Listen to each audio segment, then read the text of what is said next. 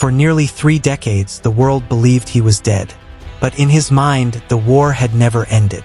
In 1972, on the island of Guam, 2 hunters were checking shrimp traps when something unusual caught their eye in the bushes. They thought it might be an animal, but as they moved closer, they were stunned. Standing there was an extremely weak, frightened man, wearing tattered, handmade clothes and holding a simple bamboo spear. His name was Shoichi Yokoi, and he believed it was still the year 1944. The truth was unbelievable. 27 years had passed since the end of World War II, yet Yokoi had no knowledge of it. All that time, he had remained hidden in the dense jungles of Guam, convinced that the war was still ongoing. Yokoi had been a sergeant in the Imperial Japanese Army. In 1944, when American forces captured Guam, Japanese soldiers were ordered to retreat into the jungle and never surrender under any circumstances. For Yokoi, surrender meant disgrace. He obeyed the command.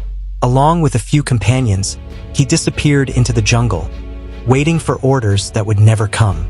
At first, they survived together, but as time passed, illness, hunger, and despair began to claim their lives. One by one, his companions died. By the mid-1960s, Yokoi was completely alone. Even so, he did not give up. Before the war, he had worked as a tailor.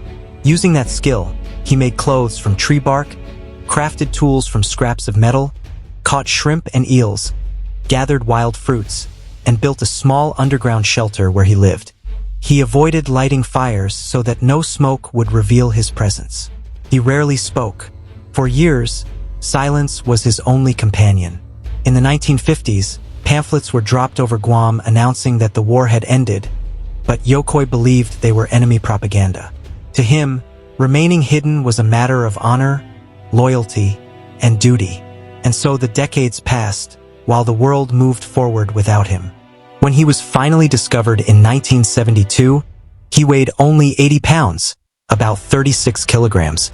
He feared he would be punished for surrendering.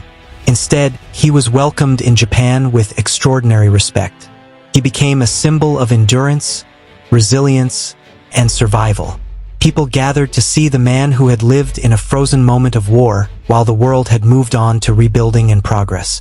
Standing before journalists, Yokoi humbly said, "I return with much embarrassment." These words deeply moved the hearts of the Japanese people. Over time, he adapted to modern life, got married, and advocated a simple lifestyle and mental strength. He shared his story so that others could learn from it. He passed away peacefully in 1997, but his remarkable life continues to inspire people around the world. His story is a powerful reminder of how deeply fear and belief can shape a human life, and how extraordinary human resilience can be, even in the darkest circumstances.